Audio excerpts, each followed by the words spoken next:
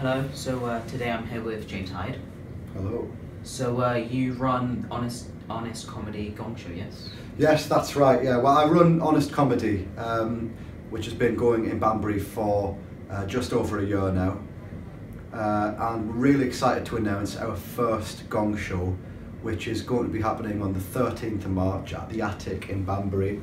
For those that aren't familiar with comedy shows, a Gong Show is kind of a competitive comedy night, and the prize at this first Gong Show is going to be a spot at a local pro night, also at the Attic. Really excited about it. We've booked in the fantastic Adam Mastroianni as our headliner, who you may recognise from that episode of Come Dine With Me. I'm sure if you Google it, you'll find out basically what happened was a guy had a meltdown. It wasn't him. He's much funnier than to do that sort of thing. Okay, so we actually interviewed Adam, and here it is. So, what made you want to become a comedian? I think it was when I was a kid watching Comedy Central, like stand-up half-hour specials on TV. I was just like, that is the person that I want to be. Because other than that, I've done comedy pretty much as long as I can remember. Like when I was a kid, I sort of learned how to read using Garfield comic books. I don't know if you know the comic strip Garfield.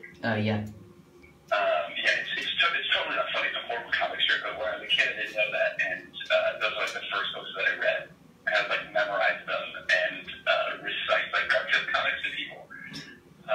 So some combination of like seeing comedy as being a cool thing and just having like very, very early exposure to it, I guess is why it's what I want to be now. Okay. So, what do you think is the worst gig you've ever done? That's a tough one. There have been a lot of bad ones.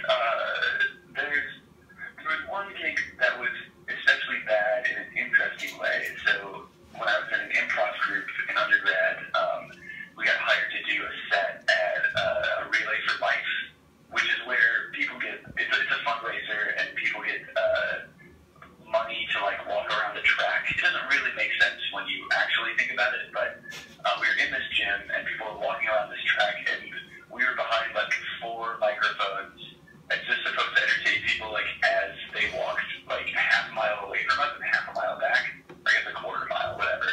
And it just felt like the gig was in this alternate reality where just like nothing really mattered because people were like kind of paying attention but not really, and so it felt less like comedy and more like a weird postmodern art spoken word performance. So it wasn't not fun, but it was just like it was bad in a fun way, I guess. Okay. So, following up with the worst gig you've ever done, what's the best one? Ooh, yeah, it's another tough one. I think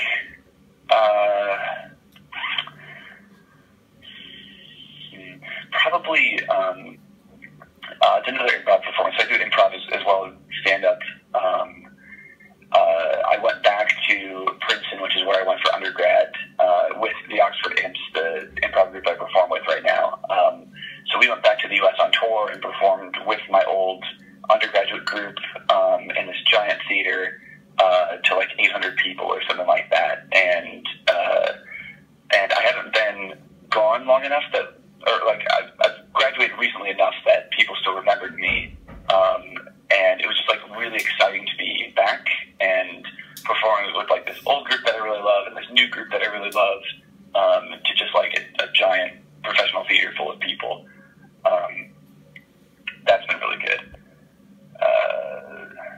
You probably hear stand-up, right? Yeah. Yeah, the best stand-up gig I've done.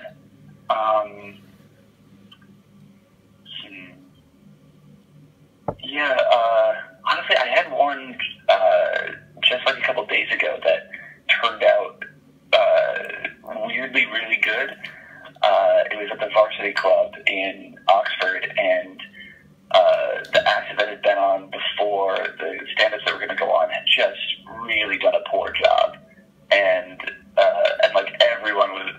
leave the room as they got out on stage. And so the guy emceeing our set got on stage and just like desperately tried to get people to stay. And I was the first comic on, like once he got people warmed up, and so I was like, oh, this is gonna be a horrible gig. And he like managed to get 5 people on each side of the room to stay, and to like to be quiet and to cheer and stuff. And so I got on stage and started performing to just like 10 people, and on opposite sides of the room. So I'm like, I feel like I'm just like constantly looking from one side of the room to the other. And then weirdly, like 45 seconds into my set, the room just fills with people. So it's just like packed with 40 or 50 people or something like that, and all of them are paying attention and laughing at times. And I just started playing around, and it felt like I could do no wrong. And so I guess because it went from what could have been the worst gig ever to like a very good gig, that's probably one of the best ones I've done. You're headlining at the Honest Comedy Gong Show on March 13th. Yes. How are you feeling about this gig in Banbury? I feel great. I've only done really fun gigs in Banbury, so I'm looking forward to coming back. And it's fun for me as well because whenever I get to go to Banbury, I feel kind of like I'm a touring comedian. Even though it's, you know, only a little bit north on the train, I feel just like the fact that I'm going to a different place to do comedy, like, makes me like a fun, big-time comedian guy. So I like feeling like that. Okay, that was Adam Mastroianni. James, do you have anything to add? No, I think we've covered everything. Nice to hear from Adam just there. Please do make sure, if you're in Banbury, you come and check out the Gong Show on 13th of March. Thanks for watching. Thank you.